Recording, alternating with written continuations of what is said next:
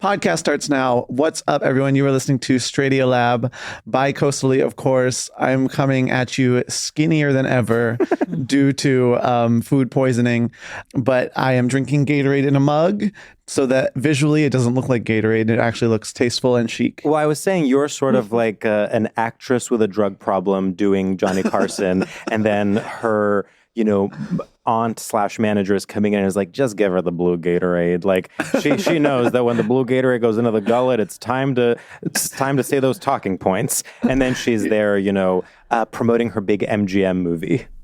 Yeah, and it's like, and somehow she does pull it all together, and everyone is so moved, and they're like, I'm gonna see this film. Shout out to our friend Dan Daddario's novel, which I'm pretty sure has a very similar scene in it.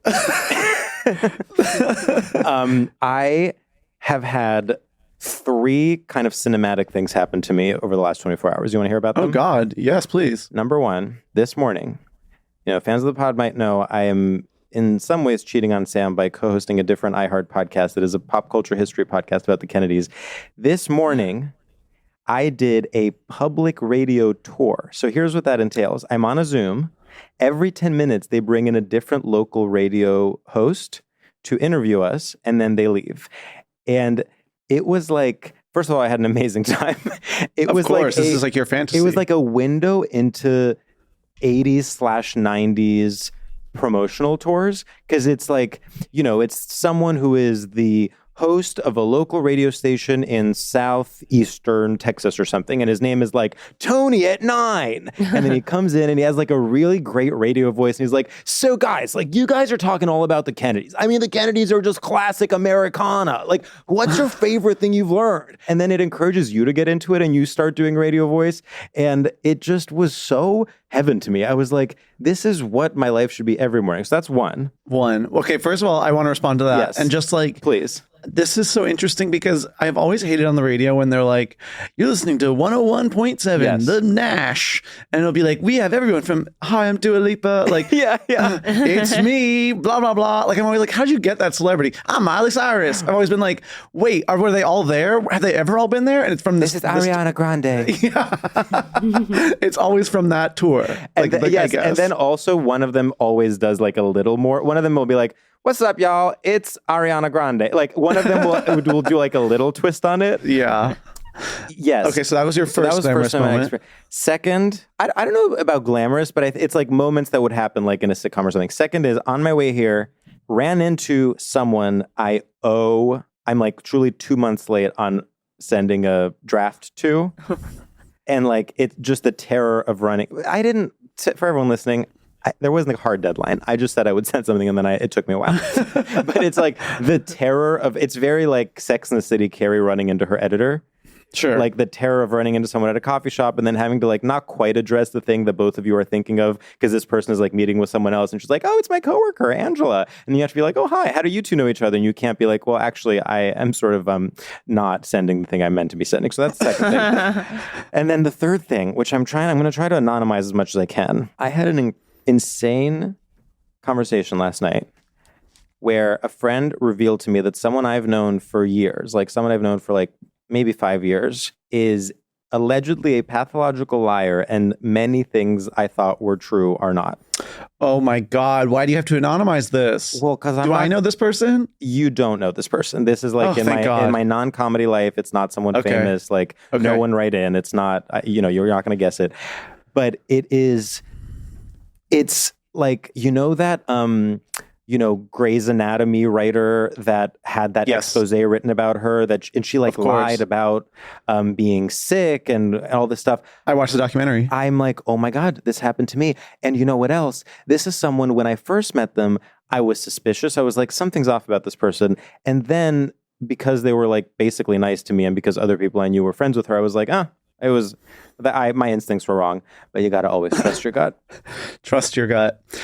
With people that are like true pathological liars, I'm like, just go on the traders. Like, just like live it up. Like, there is a world for you, and there's a spot for you in society. Well, I do think that we were talking about this with Parvati, who we support 100% is not a pathological liar, but we can't stand harder. We literally, by the way, I've never stand anyone harder, including every actress.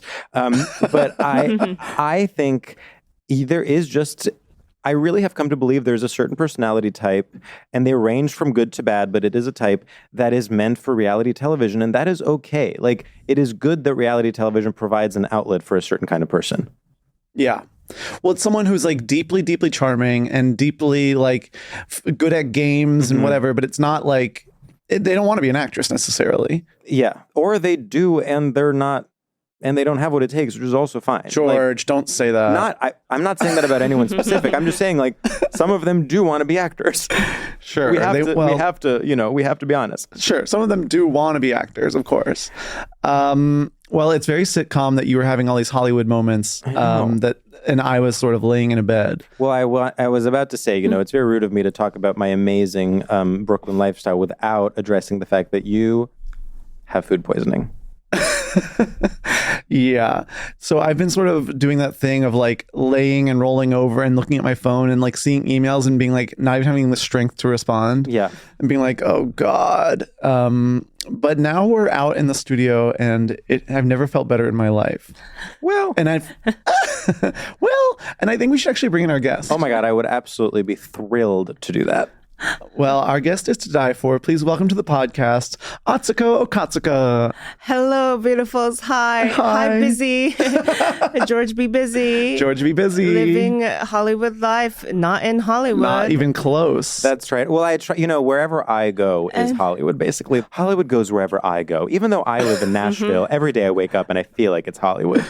It's like church. Yeah. Church is in you. Oh, I do feel that like saying like, blank in this town or like, oh, it's showbiz or whatever. It had a level of irony in New York that it doesn't when you're here. Mm-hmm. It's sort of like, oh, no, it just is Hollywood and it is this town and it is a small town. Yes. And you over there with your food poisoning. I was like, oh my goodness, what is this? Is it award season? You're prepping for? Yeah, Sam has air quotes food poisoning. He did it to prepare for the Las Culturistas Culture Awards. Yeah, I had to fit into my little suit. Oh my God. So what's wild is I actually had food poisoning too a few days ago. Really? Mm-hmm. Yeah. How did it feel for you? Mine doesn't sound like it was as intense as yours. Okay. Because I wasn't like, oh, so thin. You know what I mean? I wasn't like that. Yeah. Okay. I think my symptoms are lighter than what people typically describe. Is that because you are kind of stronger morally and psychologically, would you say, than most people? Yeah. Oh gosh, I don't know. That's a wild, bold claim, right?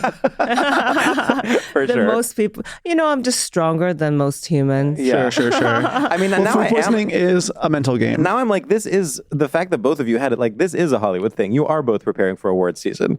It's an epidemic. Yeah, mine was pork noodle soup. How about you? I think oysters, but I don't really know. Okay, you don't. Yeah, that's true because we be eating. We eat throughout the day, things, and then what? Sometimes immediately, and sometimes. Did you know immediately?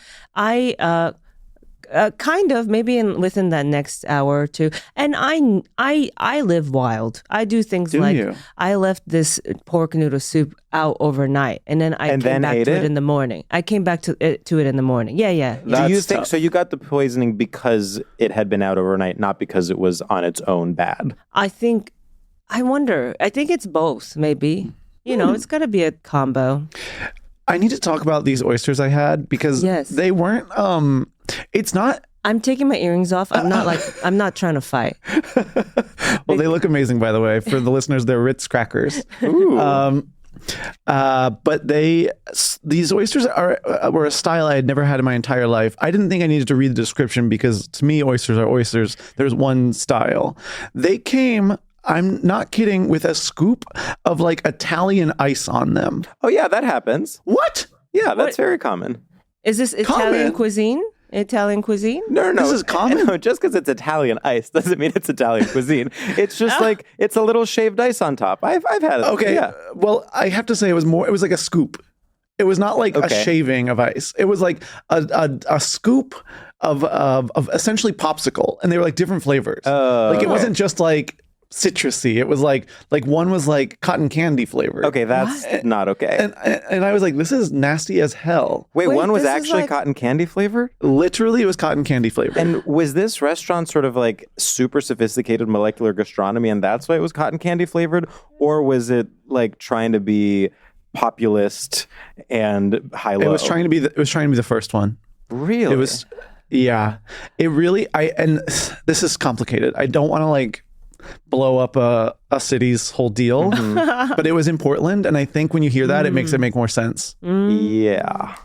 I've been very surprised by Portland cooking, and like, the food there is just generally so good. I don't know agree. if it's the chefs. Yeah, the chefs, the ingredients, they dare to eat wild. So, Sure. I mean, hence, this Italian ice, right? No, I agree. Yeah. I trust Oyster. people in Portland because I'm sort of like, you guys dedicated your life to this. Like, not, if you're living in Portland, you've abandoned everything else for the sake of two things: being experimental with things that don't matter and being quirky. And by things that don't matter, I mean food, I mean clothing. Like, that is your life. No one is a lawyer, no one is a doctor. Everyone is experimenting with food, sustainable fashion, and if you're lucky, burlesque. Yeah, yes, but not diversity. They're not experimenting with that. No. But but food and drink and the other stuff you named, yes. Hence, but then, do you think it was the flavoring or the oyster itself? Well, I think it was the oyster itself, but the flavoring just gave me a red flag in general. Yeah. That'd be molecular. That be molecular. I also want to say, in the topic of food poisoning, we'll move off of it very soon. But you know how it's like an excuse all the time. Like, Yes. if you like want to cancel on something, you're like, oh, I have food poisoning. Like, it's crazy to actually have it, where you're like, oh, it does exist. Like, it's not just a catch-all for like, I don't want to come to the thing. It's like, no, you can actually get this. I want to know these circles you run in where everyone's like, oh, food poisoning. And Oh my God, everyone's it's like, such a classic yes, excuse. yes. I feel It's like it's so oh yeah, classic. especially like for like asking for an extension for a paper in college, or not showing up to College, sweetie. How old do you think I am? Okay, Atsuko. College. I'm like, bitch, college was, I could barely remember it. Okay, what if you imagine Sorry, this? not to, I don't. What do you say when you're on a show and you're like, wait, I don't want to do this anymore? yeah. You're like, I just looked it up. It's an hour away. I thought we're all about more honesty these days. I say that like my energy or time can't really like give to that right now. Really? Like, yeah. I don't want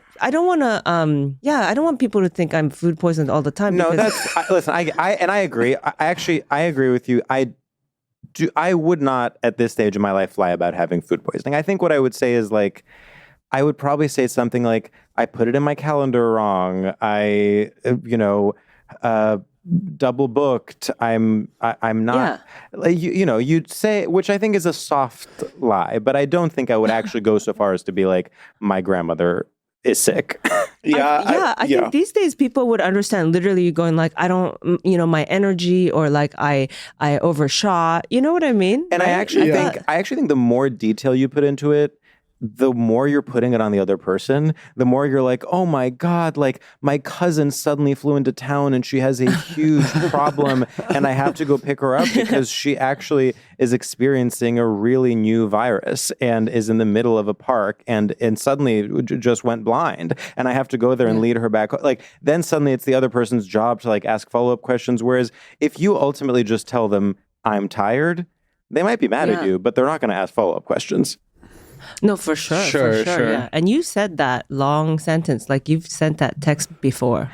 When I was young, I do think when I was younger, I thought, which is a classic mistake that, liars make. Not that I identify as a liar, but the lady doth protest. People think that by getting more specific, you are being more convincing. And it's quite literally the opposite. Like, you just sound like a crazy person. Sure. I think it's complicated too because I did have to cancel on something last night because of real food poisoning. And so it was tough because even though I think I agree, I don't use it as an excuse anymore as I once did. But it's like, how do you say like, I have food poisoning, parentheses, not lying. Like I want to be like, but for real. You can do that. You can do that. Throw everyone else under the bus that's lying and say, no, for real though. Not like George or whatever. Yeah.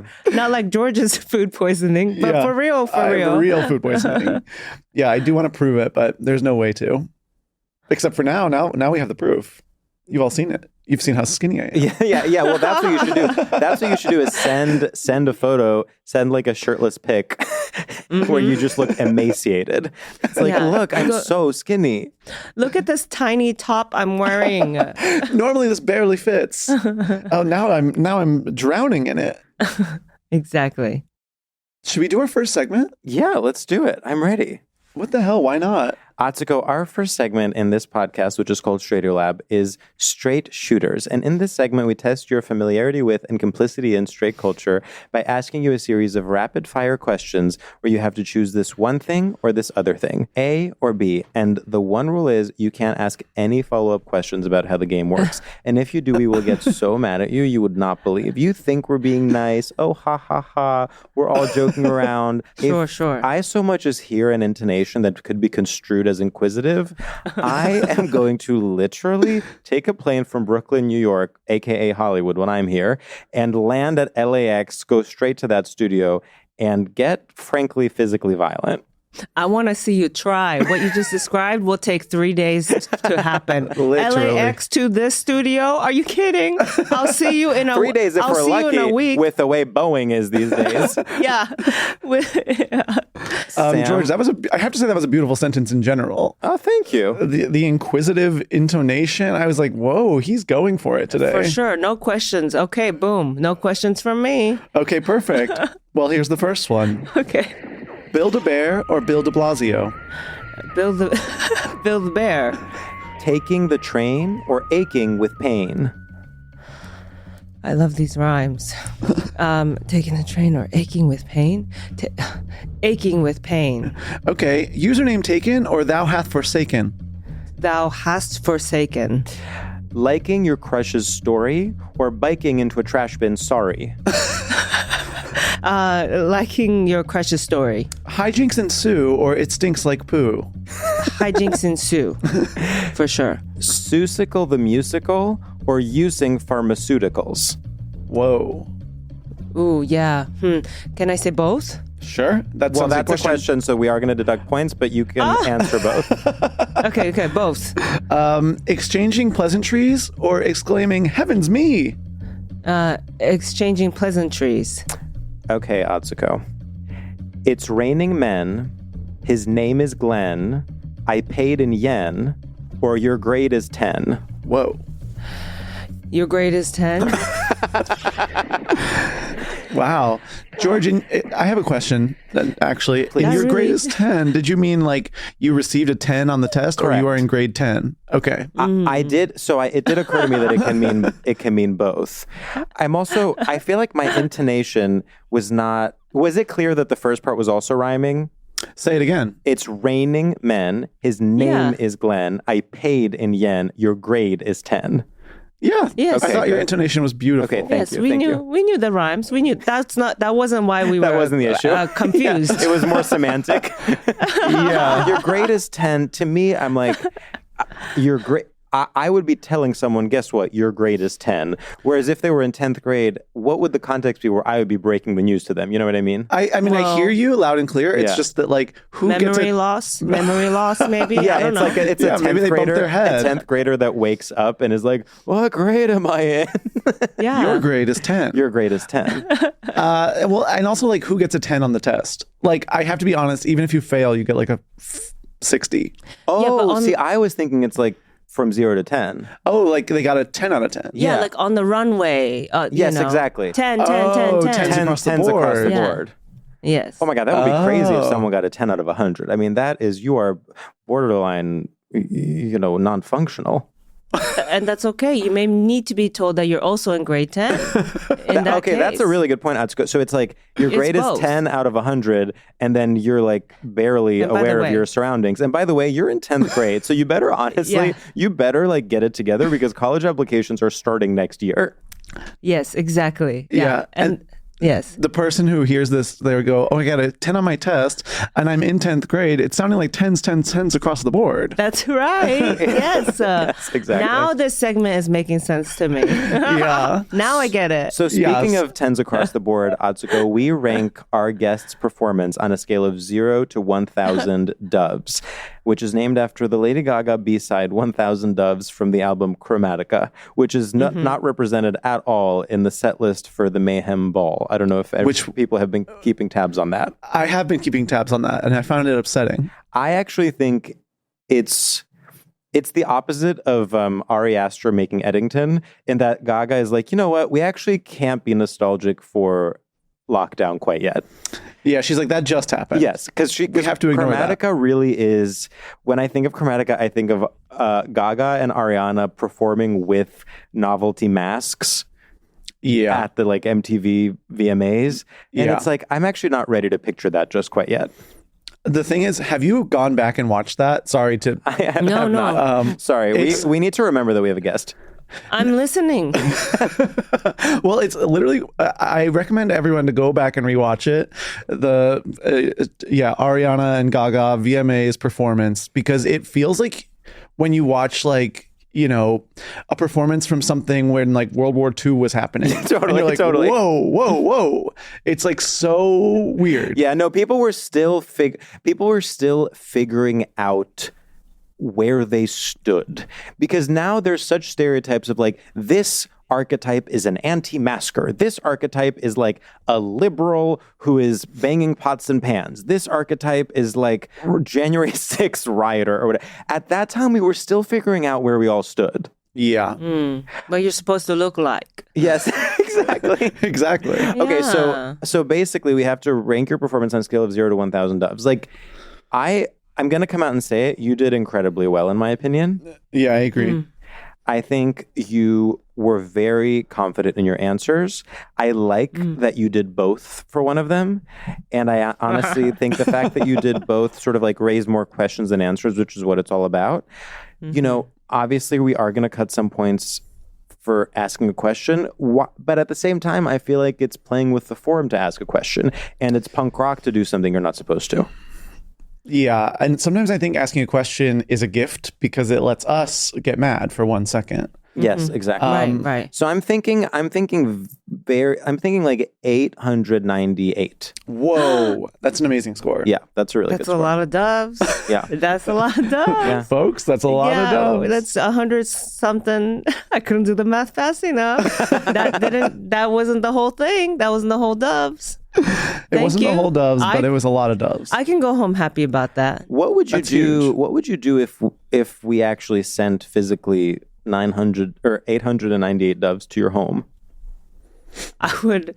Well, so they're flying, right? They're flying in. It's not like you boxed them. Yeah, no, they are. I think they would arrive in a box, to be honest. Yeah. Okay. So 800 instead of you would have bought them an airplane, right? Yeah. I'm thinking a helicopter carrying a giant, like, I guess cage you would call it, but they are flying within the cage, but it's not a closed box. Like, there's air going in and out. Obviously, we don't want to kill them. They can breathe. They can breathe. Oh, and good. they're flying. Right. They've actually created a really beautiful community inside the cage, inside the StraightioLab branded dove cage that we send them they're in. happy in there. They're happy in there. Good. Some people have kind of emerged as the leaders of the town. There's like a Zoran figure. Of course. And a Cuomo figure, you know, there's always one. Of course. That's how it goes. You know, you have to have balance. So they arrive, you know, I'm not sure what your house looks like. Obviously in LA, you have some outdoor space, which is nice. Would you immediately free them? Would you choose some to raise and some to eliminate?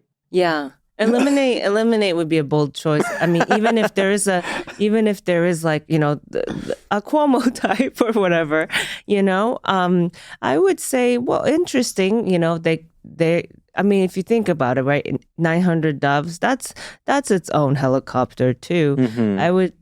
I would say, hey, these boys are so silly. These guys could fly, but no, let's put them in a bigger flying thing, right? And Sure. I'd be like, oh, that's interesting. That didn't answer any of your questions. That was, how I would first respond. Yes. Of course. No, Of listen, course. we understand if you need some time to like process the fact that you now are the proud pet owner of almost 900 doves.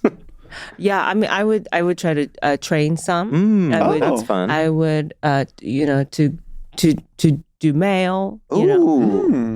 Again, reminiscent of their past. Yeah. Don't forget where you came from. Oh You my used to God, have a that's a job. really good point. And actually, this could be, speaking of Portland, I feel like it would be a very Portland small business for you Yes. to literally have a small business that's like a private dove mailing service. And it would be like people would use it for their non-denominational wedding invites. People could use it to plan, a sort of polyamorous retreat.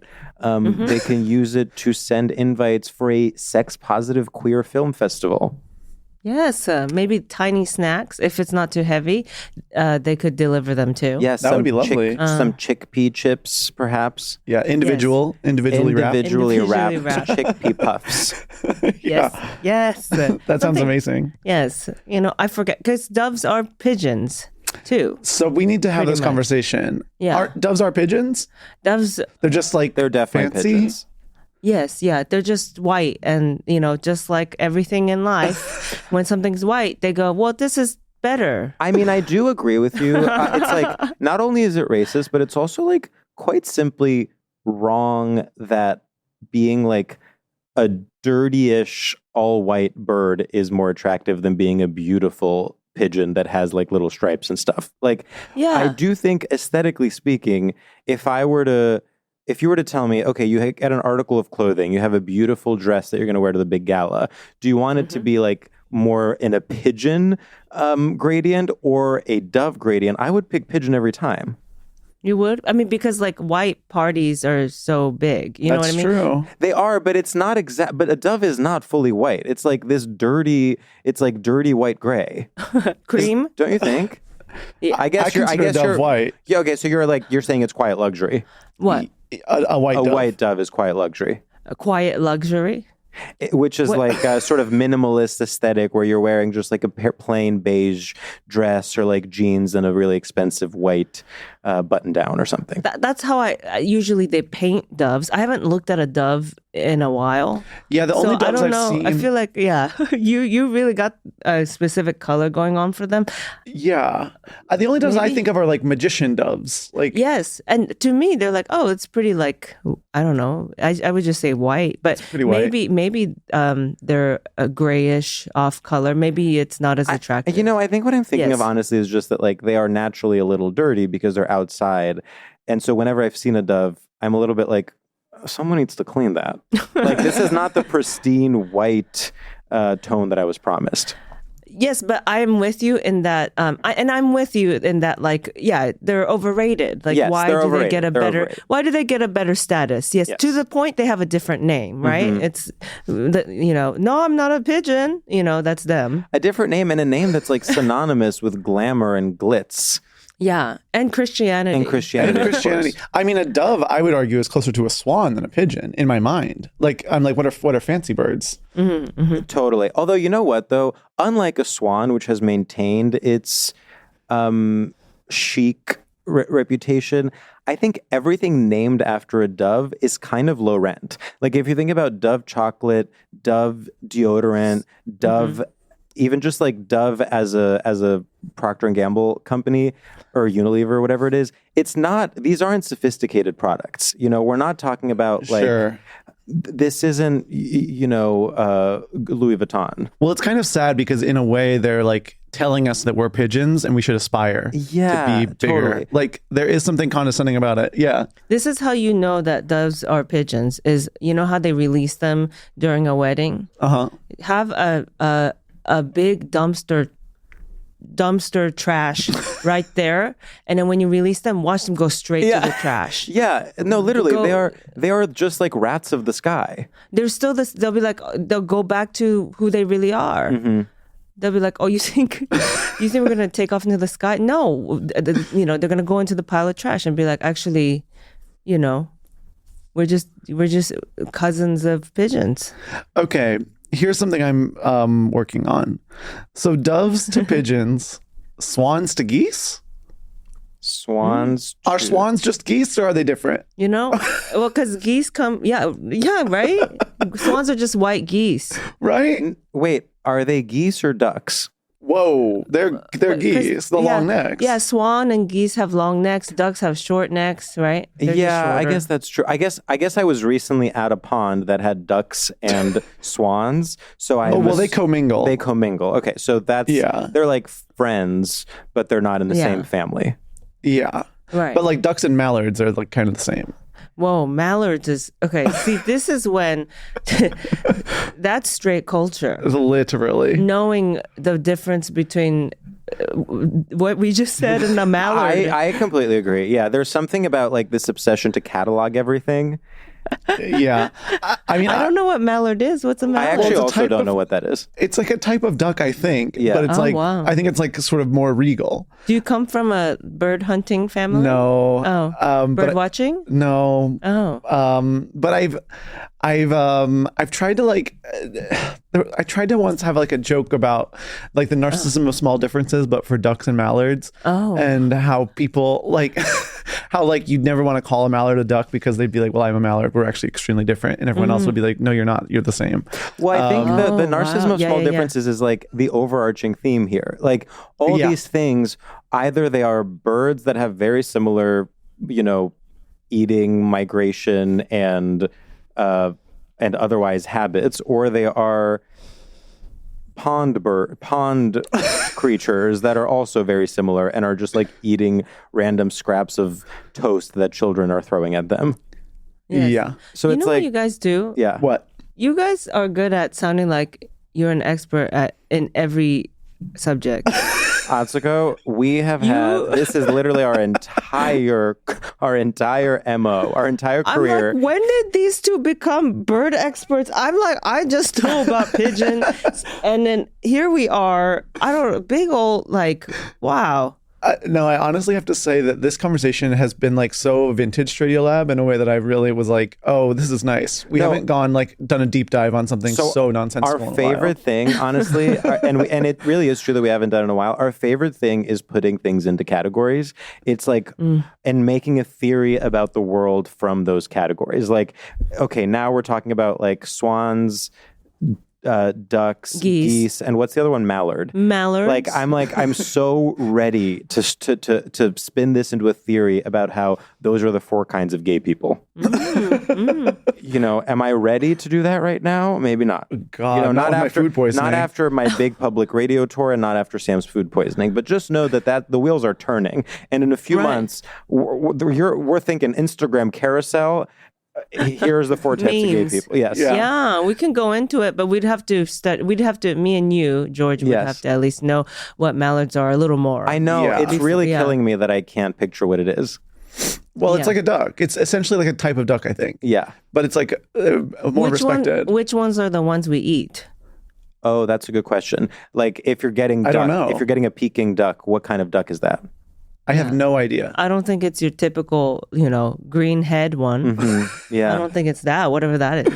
I had pigeon and, sorry for anyone who's easily grossed out. The head was served, it was cut in the, cross section. So you could see like the head and where and like half the brain.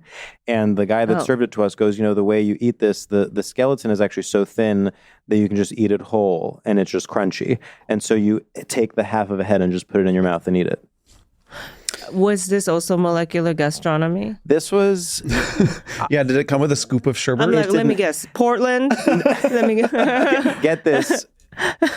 Korean restaurant inside a subway stop.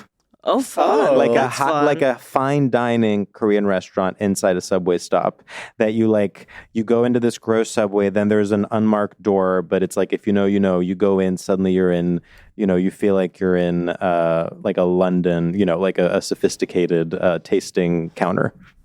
Oh, how was it? Honestly, delicious.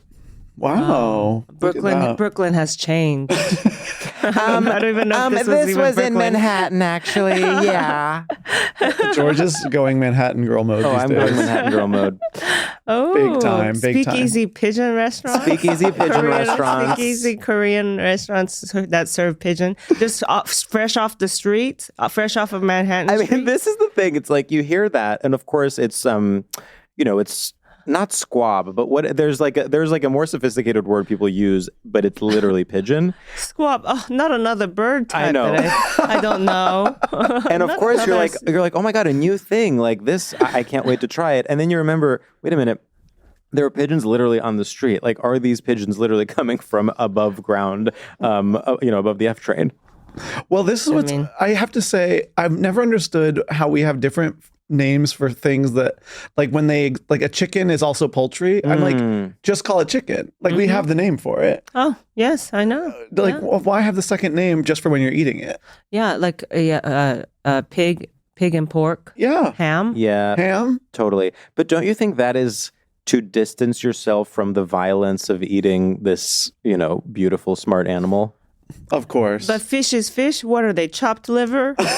We don't care. We're like, yeah, that's fish. That's just called like fish. you know No, it. it's true. It's true. And then sometimes, you'll be dealing with like a big turkey and suddenly someone will call it the bird.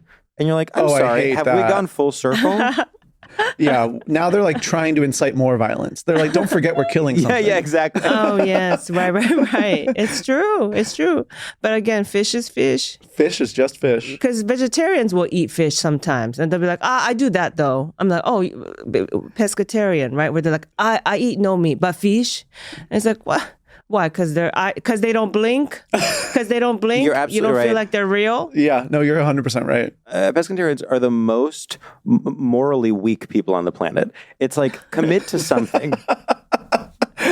Well, it's very have your cake and eat it too. Right. They're like, oh, because, fish. And it's like, what? They don't have feelings? They're like, I think it's because fish don't blink. So they're like, oh. It's definitely fish don't blink. And it's also, I don't connect. I don't breathe underwater. Like, I'm breathing oxygen.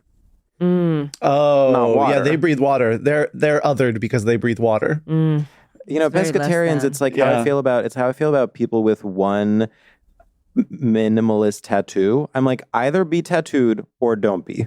Either make a choice. Yeah, like have the courage to have full sleeves and, a portrait of your late aunt on your chest, or go to work at the consulting firm.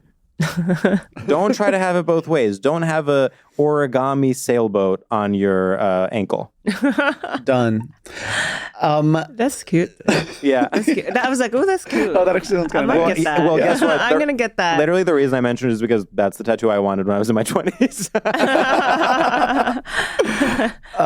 Should we get into our topic today? Yes. So this is interesting. We're doing something that's kind of brand new, which is that we asked Atsuko sort of what her vibe is and what, sort of things she used to do that could be construed as straight.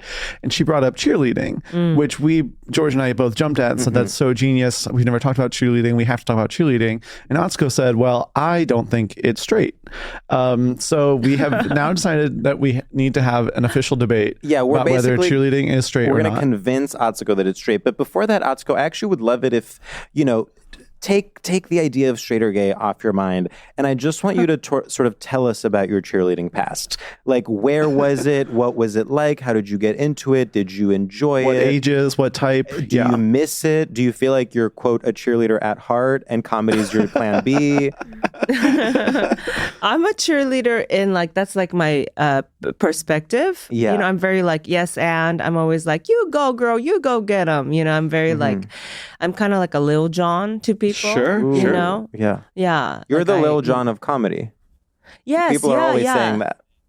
Well, even in my stand-up, I talk about the things I love. Yes. It's not me complaining about things. Oh, interesting. Things I hate. No, it's like me defending even like the live, laugh, love sign, because life is hard. What we like, I don't think you should judge anyone for being genuinely stoked about something. You know, that's me. So I think I am actually still a cheerleader, you know, like at heart, or, you know, whatnot. Our squad, you know, some people, depending on where you grew up in the United States, some people, when they hear that I was a cheerleader, they're like, oh, you were a jock, you know? And I'm like, no, like our squad was like, it was full of girls that were like, if it wasn't for cheer, I would have joined a gang. You know what I mean? Oh my God, like, that's so funny. That was my girls. Yeah. It was like mostly Latinas and Black girls. And we were like self-taught. It was like some of the girls, like boyfriends, were part of the Crips. You know what I mean? Some of them had been shanked before. It was like that. And where was this?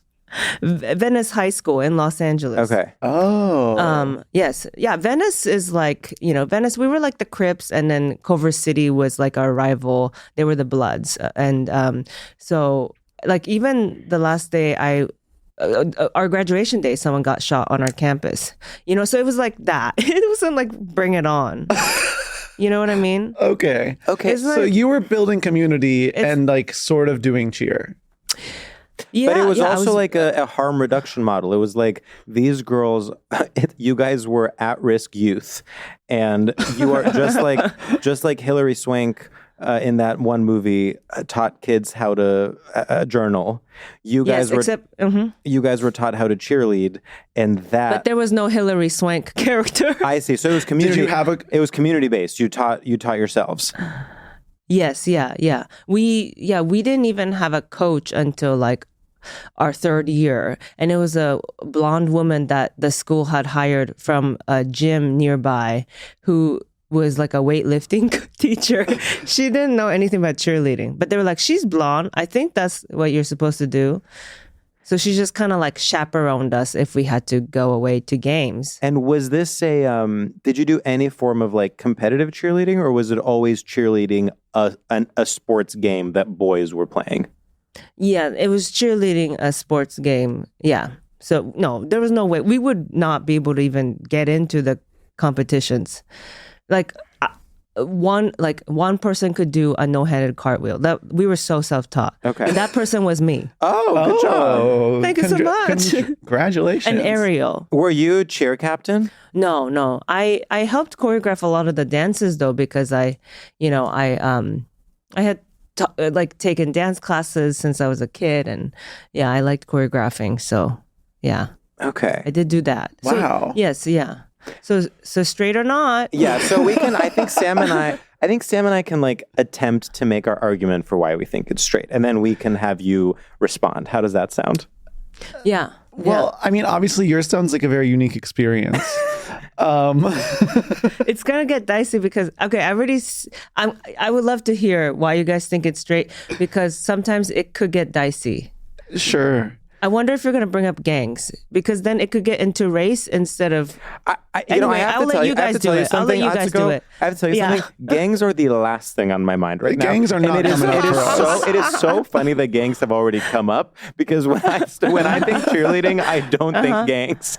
Like just on the very basic level, and Sam can build off of this. The reason I think it's a straight topic, in a very obvious way, is because of its portrayal in pop culture. It's always like football boyfriend, cheerleading girlfriend. The cheerleaders are the most girly, feminine, popular girls. They are blonde. Maybe they have pigtails or a ponytail. They are the pop stars of the school. They are the pop stars of the school. They are also like bullies, and they bully the more like alternative, goth girls that maybe are artists. They're literally encouraging you to get in line and support the team. Yes. They're like, stop being alternative, support. They're also like, they are the precursor to being a PR girly, because what cheerleaders are hired PR for the football team. And what the football team is basically the United States Army. So if you are a cheerleader, that means your role is to put a kind, feminine face on something evil, which is men taking a running start and hitting their head hard on their rival's forehead. Yeah. So it's like, and then getting really bad brain damage from it. So if you are a cheerleader, you are complicit in a really, really awful way in crimes against people's health, in warlike in warlike culture, and in the military-industrial complex. I mean, George, you really, really nailed that. Thank you. I have to say, I'm like trying to think of like what you might have missed, and quite frankly, I have nothing. Don't you think also for me as a cheerleader though, no one was listening to us, and it's actually a very unhinged sport because we're out there. We're out there being like, you go, girl, you got this, when we have no say in the game. Yes. We literally aren't playing the game. But that's where the PR thing comes in. It's like being hired to write, let's say you're hired by, a political candidate to write messaging.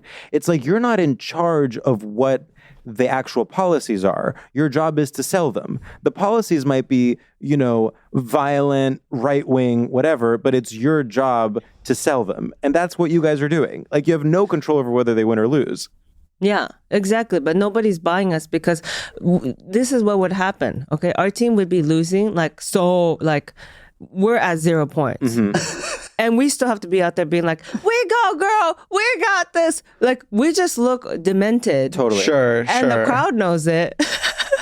We're screaming at the players like, trust us, bitch. Yes. Like we're like, we're gonna win. No, we're not. We've never won. Well, this really brings up something interesting and sad even, where it's like, when do you just give up as a cheerleader? Because your whole thing sort of depends on the hope that you could win, and if there's no hope, you still have to do the same messaging when the proof is right in front of your eyes. Yeah. So I don't know how much propaganda we're able to do actually when it's like, well, girls, we can see our team sucks, and we're still doing. I'm doing aerial after aerial after aerial because no one else has a trick. I'm tired by the end of every game.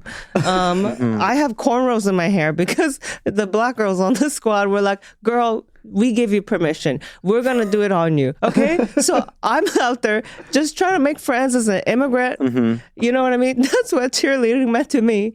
And so whatever messaging I was promoting, okay, I was dizzy by the end from the aerials. I still had cornrows. Yeah. And our team still lost. So I'm hearing the queer argument. Yeah, no, me too. That's what I was, I'm hearing the queer argument. It's female friendship, first and foremost.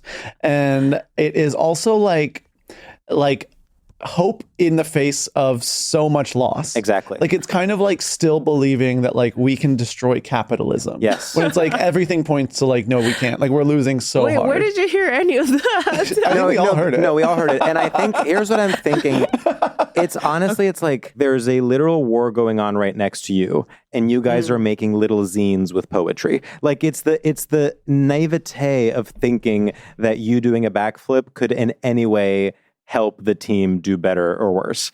And there's something sort of, I think the act of being on the sidelines is very queer. Like, the act of, it's like, this is mainstream culture, this is straight culture over here, what's happening, which is the football players, it's the coach, it's even the people watching. The people watching are also part of the mainstream culture. And then you're coming in and you're sort of this like side show. It's like you're doing, so in that sense, you're doing off-Broadway. A little bit. We all just want to be on stage. Yeah. We want to be in theater, but, theater was expensive. And I mean, so was cheerleading, but we had like car washes and stuff like that. We raised money. But I wonder why we had to audition to get into theater. Not all of us could sing and stuff like that. Did you not have to try out to get into the cheerleading squad? We did, but it was very like, can you do a cartwheel? Yeah. You got spirit? Yes. Sure. And then were there men? Yeah, were there men? There actually weren't. Not on our squad. Not on your squad. Yeah. That checks out. Here's my question for you, Sam, Uh-oh. as someone who grew up in what I envision as like an all-American environment, with whatever that entails. Sure. And I know what my answer is to this.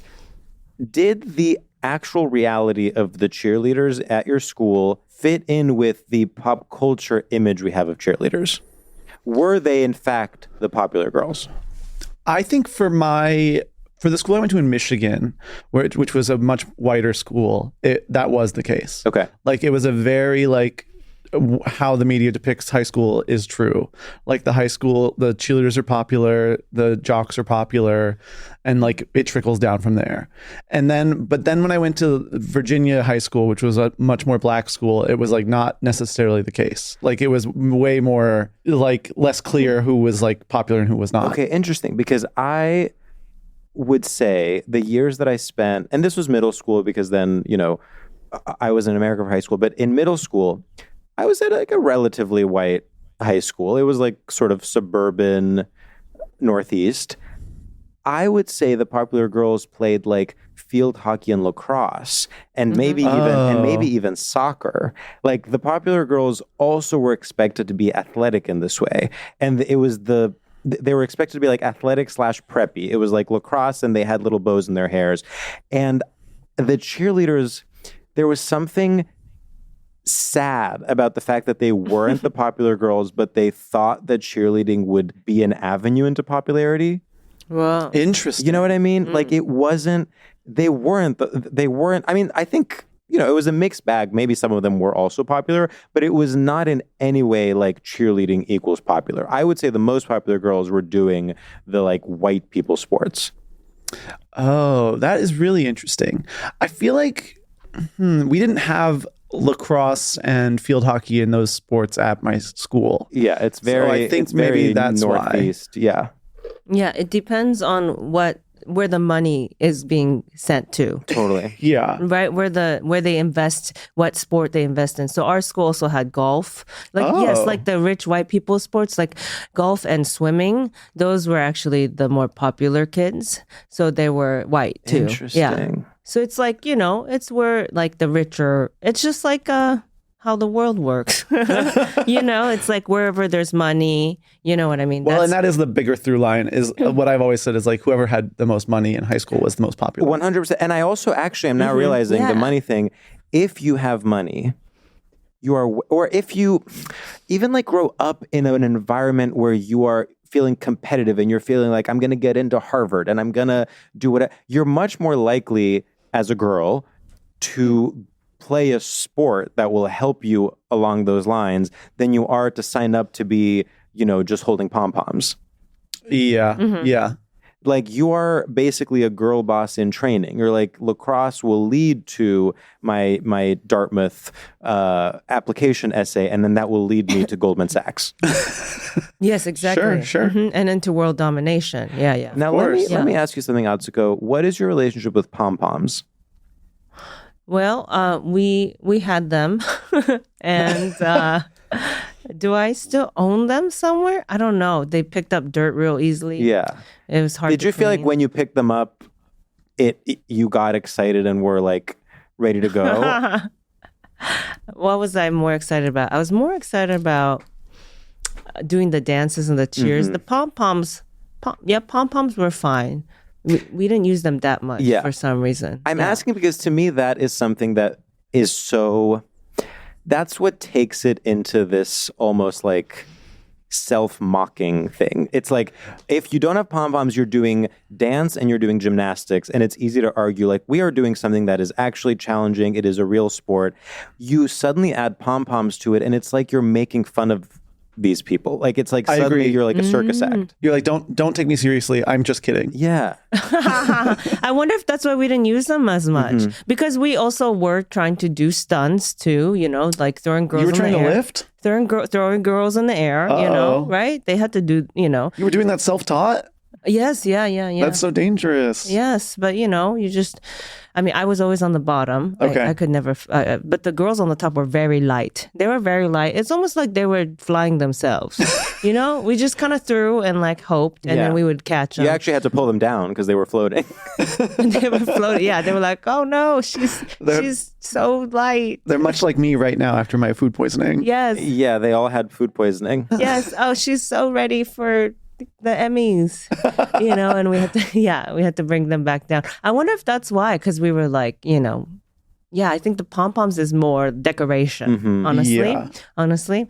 And so, so we didn't use that as much. I think about those girls a lot, you know, and like you were saying with like Goldman Sachs, you got to do, lacrosse takes you there.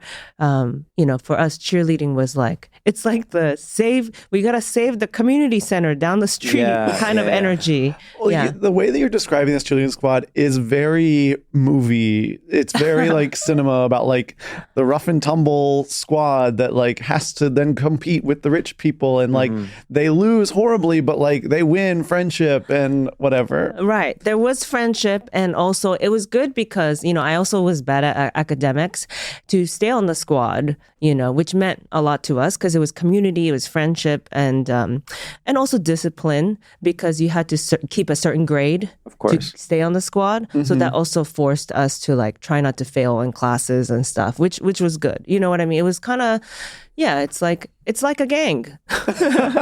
You really keep going back to the gang. You really want it to be a gang. You really want it to be a gang. I'm like, gangs were not mentioned during this debate about straight or not. Yeah. You are the only person on earth who could connect cheerleading to gangs over and over and over. I mean, they did it. They're the ones that said it. I'm also, it's funny. I'm thinking of Bring It On, and I'm thinking about competitive cheerleading. And I'm also thinking about, you know, the recent story about how the Texas Cowboys cheerleaders finally like reached a contract where they can be paid a living wage. And I'm just thinking there is something so inherently tragic, like in a true like Greek tragedy way, about the sport of cheerleading, because you are in this inherently supporting role. Like no one is quote unquote there to see you if you are the cheerleaders for a sporting game that people are at. And it's the only sport where you're supporting another sport that people are actually there to see. Exactly. Yeah. And so within this definitionally second-class citizenship, you are fighting for rights. But it's so difficult to make the argument because of course you are not at the quote unquote at the level of the athlete, because you are by definition the one supporting them. Like you are literally there to cheer them on, but then you still deserve, you know, higher pay and equal rights. And so you are in this bind where you will never actually reach equality.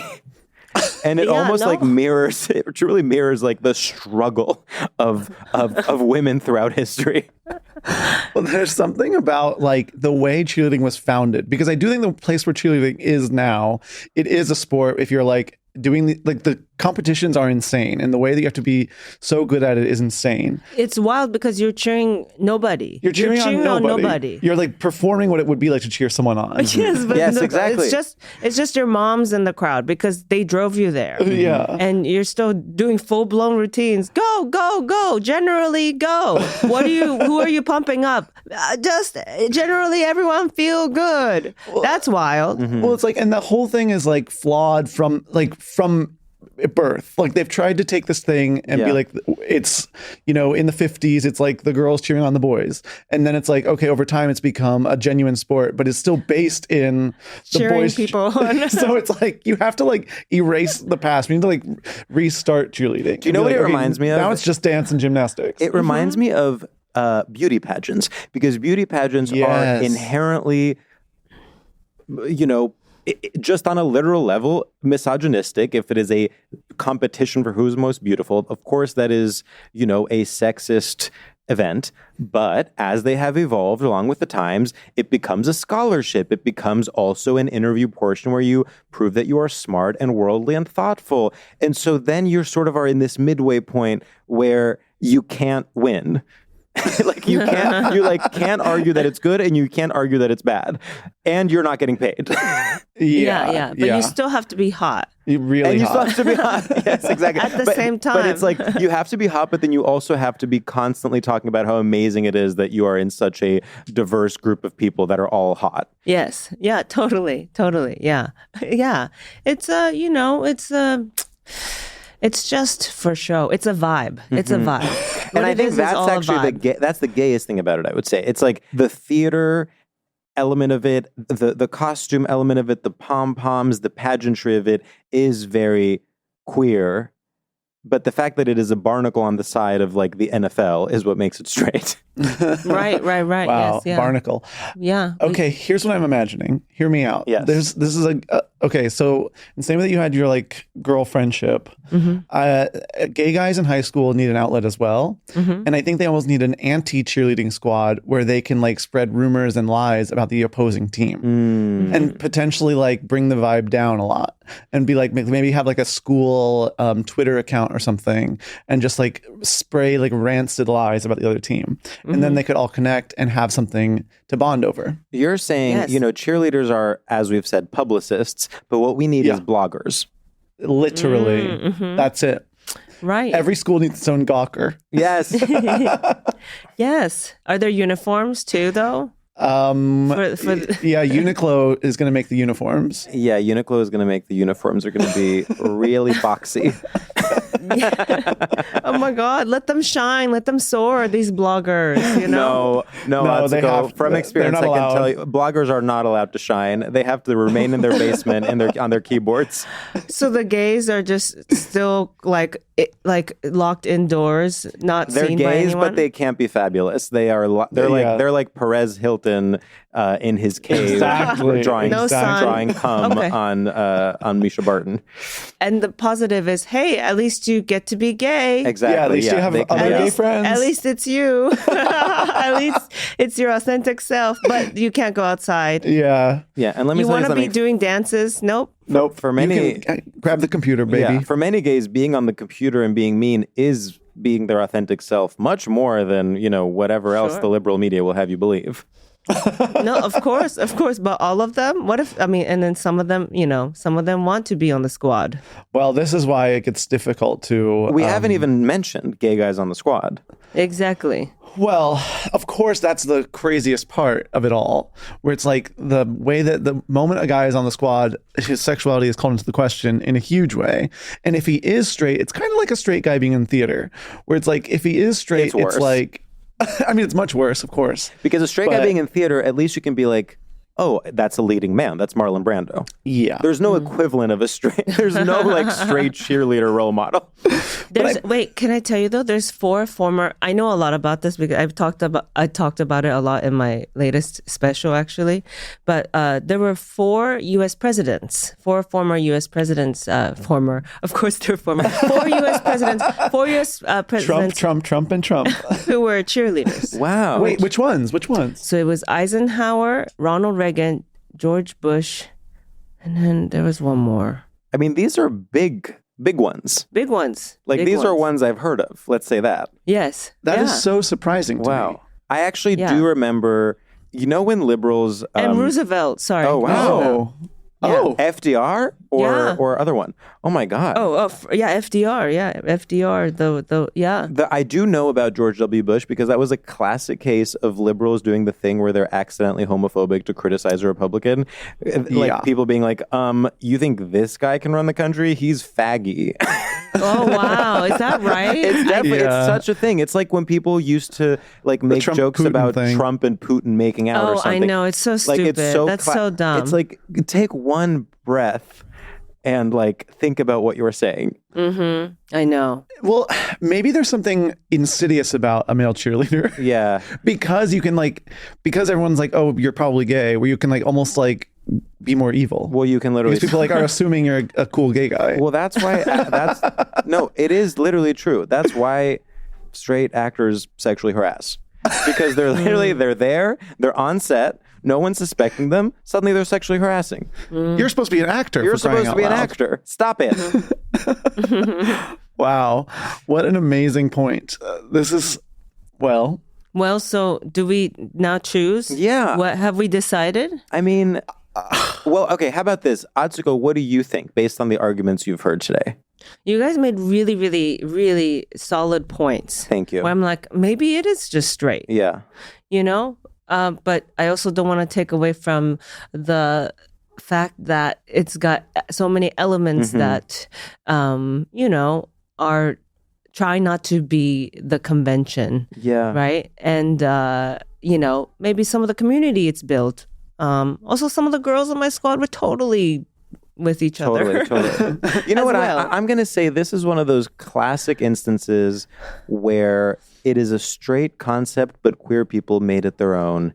And it is a story of resilience in the face of so much prejudice and hardship.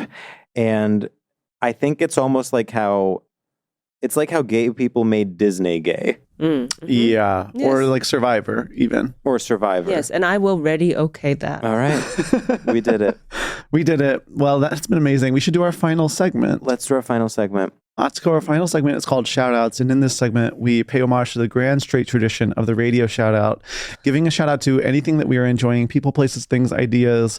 George and I will go first. Yes. Mm-hmm. And I have one. I have one too. Go ahead. You go first. Okay. What's up, theater goers and off-Broadway aficionados? I want to give a shout out to our friend Josh Sharp's new off-Broadway show directed by Sam Pinkleton called Ta-Da. It is at the Greenwich House Theater. I had the privilege of going to opening night on my actual birthday. That is how I chose to spend my birthday. It was absolute heaven. Jennifer Lawrence was there. I had seen a version of the show 2 years ago, and I already thought it was great, but when I tell you it was elevated into real capital T theater, and to see someone essentially do an elevated version of PowerPoint comedy, something we have seen so many times, and to pull it off so well, to have it be so nuanced and interesting and unexpected, and to not at all have to like let go of the gay guy comedy sensibility, to just like commit to exactly who Josh is and to do it in a way that even Jennifer Lawrence can enjoy, I thought was so incredibly impressive. It really felt invigorating and really inspirational, and I felt honored to be his friend. And I just want to say, Josh, you go, chica. And if you're in New York City, I don't know how much tickets cost, but look it up and go see Josh Sharp. Ta-da. You will have an amazing time. By the way, it's 80 minutes. If you're worried about theater being 3 hours these days, you're going to get in, you're going to get out, you're going to have dinner via Crota. You're going to have an amazing night in Manhattan. And I love theater. I love off-Broadway, and I love gay guys. Woo! Woo! Well, that was Yay. amazing. Seconded. And I can't wait to see it when I'm back one day. Okay, what's up, freaks, losers, and perverts around the globe? I want to give a shout out to the TV show Say Nothing. Through having food poisoning, I've been like, what TV show can I watch that doesn't step on what I watch with Misha? And I said, I don't think he wants to watch Say Nothing, so I've been watching Say Nothing, and let me tell you, this show is to die for. First of all, Irish is trending. We all know this to be true. Mm-hmm. Second of all, fighting an oppressive government. Baby, if you liked Andor, guess what? Say Nothing is Andor, but real. Get this. It happens in real life, too, much like food poisoning. Andor, but real. All the performances are to die for. I find it both inspiring and a bummer, and it is so interesting, and I'm only 4 episodes in, but I can't wait to get deeper and deeper into Say Nothing. Thanks, FX, for the amazing prestige TV. XOXO, Sam. Woo! Wow. I prepped something that was wrong, I think. What did you prep? I thought we were supposed to like shout out something straight. Oh, no, it's just anything that we like. But you can shout out something straight, too. I thought it was like, haha, shout out something straight. And I was like, wait, what? Honestly, I love that, though. Josh Sharp. I love that you're shouting out something straight. Go for it. I don't want to. Well, you can do whatever. No, I can. Up to you. Oh, God. I thought this was like an ironic, like, shout out something straight. It can be. It definitely can be. I mean, we've shouted out things we hate in the past. We've shouted out things ironically. Yeah.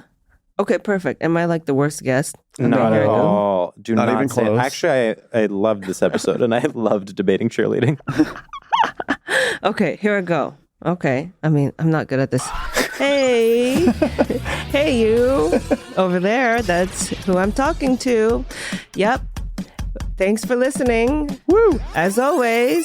Yep. And it be me, Atsuko Okatsuka, your girl, telling you, I think Hailey Bieber, her skin is so pretty. It's so beautiful. And her skincare is, I can't wait to try it. I just love looking at her face. I love her. I think it's cool. What she built, and then she sold it for, I don't know, $1 billion. I think so. That was wild. Hope she uses it for good. She definitely will. And she will. And that's skincare for you. Woo! Wow, I love that. Shouting out Rhode Skincare, and they really need the press. That's what it's called, Rhode. Yeah. $1 billion. I'm sorry, and I hope but she uses it well. There's no time to talk about this right now, but at some point, we have to discuss the lie that is these companies. Yeah, the skincare thing must crumble. I simply don't believe it. You can't convince me that Hailey Bieber is a successful entrepreneur. You can't convince me that Kylie Jenner, you cannot convince me that anyone is buying this stuff. George, I'm on board. I refuse to believe what Forbes.com is telling me. None of these people are billionaires. There's that many faces in the world that need these products. And they believe Hailey Bieber? There's so many existing skincare companies. I know. I think it's right that you have to be so good at branding. I mean, she keeps her face moist looking. Her face is real she's moist. wet. Yes, and so you're like, okay, Dripping.